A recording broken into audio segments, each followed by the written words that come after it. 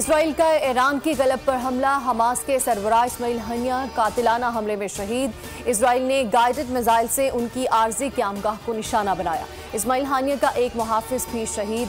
Hamas रहनुमा ईरानी सदर की तकरीब हल्फबरदारी में शिरकत के लिए ईरानी दारुल हुकूमत तेहरान में मौजूद थे। हमास की इस्माइल हानिया की शहादत की तस्दीक। बयान में कहा कि इस्माइल हानिया का कत्ल एक बुज़दिलाना फेल और एक संगीन वाक़या है जिसकी सजा दी जाएगी। इसराइल अब भी अपने मकासद में नाकाम रहेगा।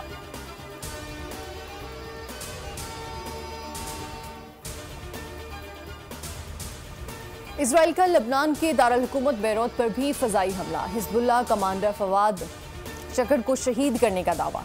इजरायली हमले में एक शहीद और मुतादिद जख्मी।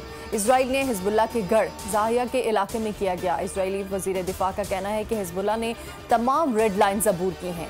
रूस का कहना है कि लबनान पर इसराइली हमले बैनुल-अक़वामी क़वानीन की सरीह खिलाफ वर्जी है।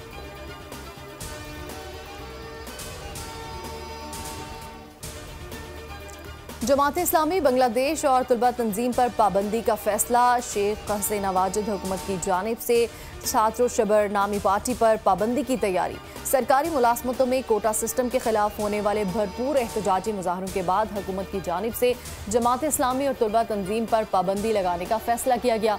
जमात इस्लामी बांग्लादेश ने हुकूमती फैसले को गैर कानूनी, गैर आईनी और मावराए अदालत करार दिया है।